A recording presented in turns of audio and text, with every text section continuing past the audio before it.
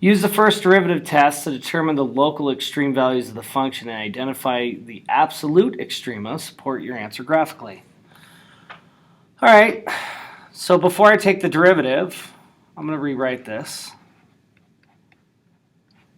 so I can take the derivative easier. So we are going to take the derivative of this right here, and if you notice, it's x times all of this, which means we're going to have to use the product rule. So y prime equals x multiplied by the derivative of this, which is going to be 1/2 8 minus x squared to the negative 1/2.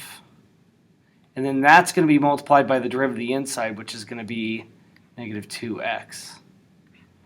And then plus this times the derivative of this. Well, the derivative of x is just 1, so this is going to be 8 minus x squared to the 1/2. If I put everything together, I'm going to end up getting, well, this 2 is going to reduce with that 2, so we're going to end up getting x squared on top, because x times x is x squared. There's going to be a negative, and then this is going to be on the bottom, so we're going to have the square root of 8 minus x squared, and then plus, we're going to rewrite this as the square root of 8 minus x squared. Now, we get to this point, and we need to get a common denominator over here. So I'm going to put this over 1, and in order to get a common denominator, I'm going to multiply top and bottom by the square root of 8 minus x squared. Minus x squared over 8 minus x squared. And this will end up becoming negative x squared plus, now 8 minus x squared multiplied by the square root of 8 minus x squared is going to, the square root's going to go away, so you're just going to get 8 minus x squared all over the square root of 8 minus x squared. So this becomes negative 2x squareds plus 8 all over the square root of 8 minus x squared. All right, so now we found the derivative. And the first derivative is going to be this. I'm going to get rid of all this work.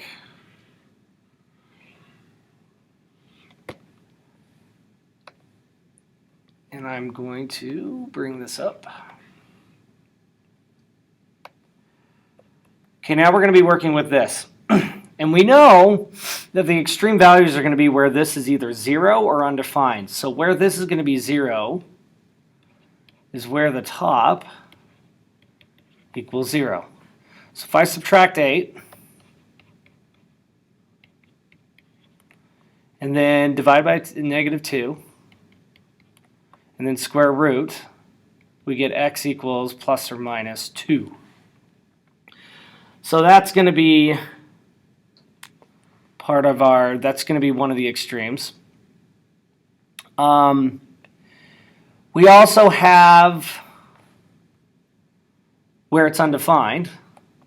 So if I take this and I set that equal to 0, I end up getting 8 minus x squared equals 0. Negative x squared equals negative 8. X squared equals 8. So x equals plus or minus the square root of 8. All right.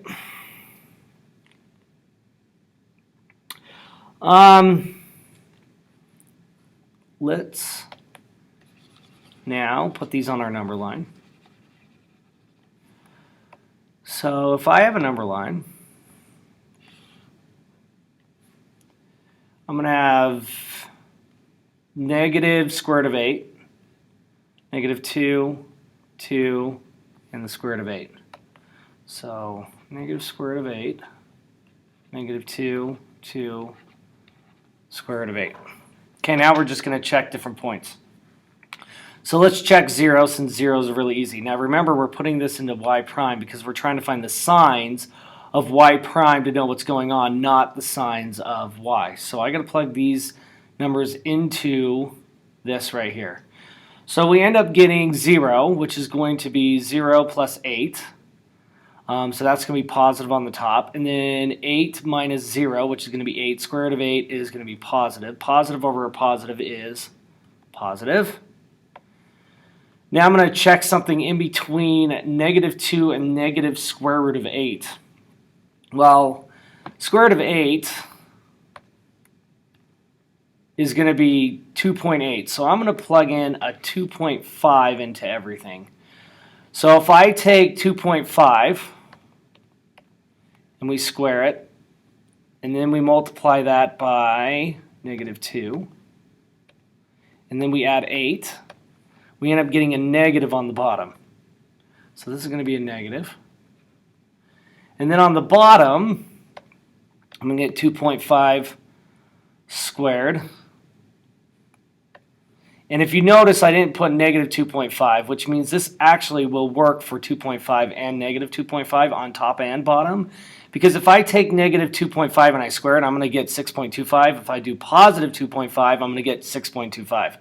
So either way, it's going to give me the same thing. So then I'm going to take that, make it negative, because that's supposed to be negative, and then add it to 8. And then 1.75 square rooted is going to be positive. So that's going to be positive. So on both this side and this side, it's going to be negative over positive, which is negative. Now we got to plug something that's bigger than the square root of 8. So let's try, I don't know, 10. So I get -2 times 10 squared, which is -200 plus 8. So that's going to be -192. And then you end up getting 10 squared, which is 100. 8 minus 100 is negative. Square root of a negative number is undefined, which means that over here it doesn't exist. Let's plug in the bottom like a negative. I don't remember if I did positive 10 or negative 10, but it doesn't matter because if I do a 10, it's going to be 100. Negative 10 is going to give me 100, and either way, it's going to be undefined on both these ends. So these negative square root of 8 and square root of 8 end up becoming the endpoints. So let's plug some stuff in. Let's plug it into the back in the original. So if I plug -2, well, let's plug negative square root of 8 first. Okay, negative square root of 8. Plugged into my function is going to be negative square root of 8 squared. So if I plug it in my function, I get square root of 8 square root of 8 minus negative square root of 8 squared. Well, negative square root of 8 square root of 8 minus. So negative times a negative is positive, so this is going to be positive. Square root of 8 squared is going to be 8. 8 minus 8 is 0. 0 times anything is 0. So this is going to be 0. Also, this is going to be 0 because if I plug in a positive square root of 8, I'm going to get the same thing. So there's one of them, one of my points. My other point is going to be the square root of 8, 0. Plug -2 into here, into my original function,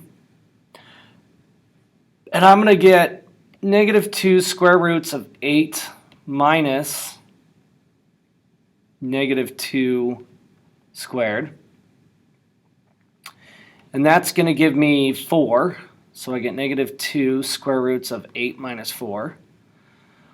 Square root of 4, so I'm going to get -2 square roots of 4, which is -2 multiplied by 2, which is going to be -4. And then if I plug in a positive, it's going to be positive here, positive here. It doesn't change this, but it will change this, this, and this. So that gives me 2, 4. Now, since I do have endpoints, so it's going to be, so if I plot the function, it will be, it looks like we're going to have -8, 0, which is going to be right here, this guy right here, and then we got -2, -4, which is going to be down here, to 4, which is going to be up here. So it looks like it's going to look something like this, which means we're going to have an absolute max of 4 at x equals 2, an absolute min of -4 at x equals 2. We're going to have a local. Now, if you look at it, it's going to be a local max. Within this local area, it is a max. So a local max of 0 at x equals the square root of 8, negative square root of 8.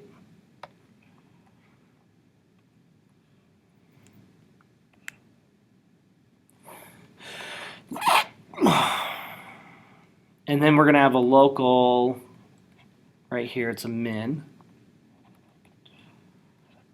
of 0 at x equals the square root of 8. Now let's see the graph and see if we got it. So it looks like it's exactly what we thought. And if you notice,